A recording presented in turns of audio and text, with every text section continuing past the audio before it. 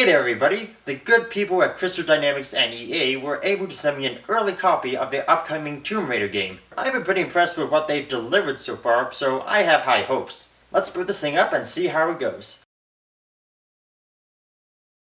That was a lot shorter than I expected. Didn't think I'd be finished with the campaign in that short of time. Maybe I can go back and see if there is any extras to collect. Now the graphics in this game are certainly a bigger improvement over the past couple games. Not that the graphics of the last couple games were terrible or anything, but they really bumped it up to make it as lifelike as possible, although I will admit the gameplay is pretty non-existent. In fact, the entire game is pretty much one long cutscene. There was this really lame part at the beginning where I had to ride a bike through London because people were following me because I had a foxtail on the back of my seat or something, and I could live with basically watching one long cutscene, but the characters aren't that well developed and the plot is pretty predictable. Not to mention they kinda did a 180 with the character of Lara Croft.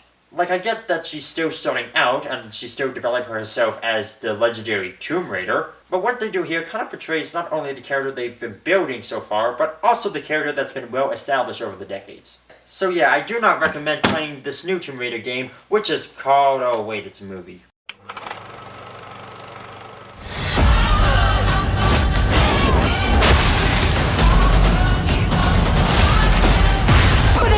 It's your finger that's pulling this trigger.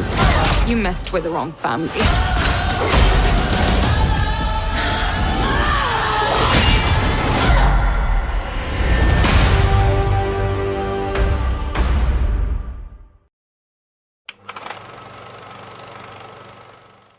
There's something weird about this movie. It's not the worst video game adaptation ever made, but it's very lacking in the terms of its story, the brutal survivalist nature, and how it handles the character of Lara Croft. The problems are made very evident early in the movie, and it sort of tries to redeem itself as it goes on, but its struggles are more or less in vain.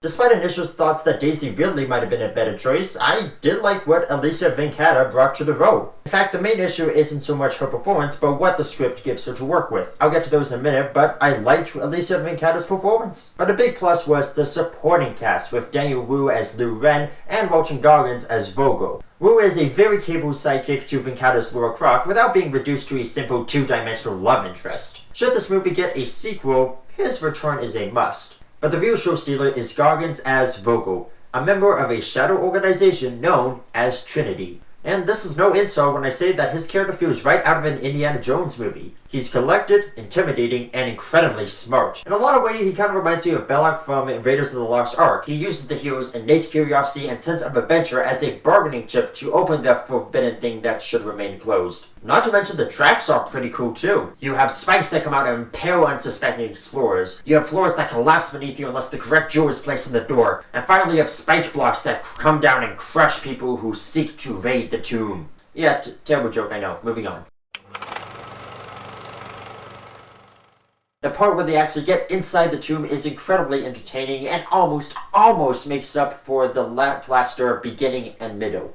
Now this is based on the 2013 soft reboot where Lara Croft is just starting out as an explorer, so it makes sense for her to make some near-fatal mistakes. However, there is a huge difference between establishing a character and making them a shell of what they are. The movie beats us over the head with how smart and strong she is, but in almost every given opportunity, she proves otherwise. Take, for example, a scene in Hong Kong where she tries to find a boat but gets her bag stolen off her. Eventually, Lu Ren comes in to save her because he got drunk and starts waving a shotgun around. I don't want to come across as a video game elitist, but the Lara Croft that I'm familiar with would be fluent in Cantonese and would have no problem standing her ground against a small gang of teenage boys. This movie also has the same problem that Assassin's Creed did. The source material is rated M, but the movie adaptation is PG-13, meaning that what is primarily an adult-oriented property is watered down for maximum blockbuster appeal. And what sucks is that the brutal nature of the island is what sets Lara Croft on the path to the explorer extraordinaire that she would eventually become. And it shouldn't surprise you that, in terms of plot, it's nothing like the game. Yeah, they have the waterfall plane scene and they have the shipwreck scene, but they're mainly there just so you can go, "Oh yeah, I remember that from the game!" When all is said and done, Tomb Raider is a mediocre adventure flick with a strong supporting cast, an underwhelming heroine, a bland plot, and some decent action. If there's one thing that this movie has going for it, if nothing else, it's that it's a so-so video game adaptation that manages to capture the general idea of the game if not the spirit. It's a bad adaptation, but it's not a bad movie. And as far as video game movies go, that's better than the alternative. I will say that Tomb Raider is worth checking out, if it's at the cheap seats. Alright, that's my review of Tomb Raider. Have you seen it? What did you think about it? Leave your answer by commenting down below. Leave a like if you enjoyed the video, subscribe and hit the bell icon if you're new. And as always, this is the Canadian Movie Buff saying, I hope you had a fantastic weekend at the movies. See ya!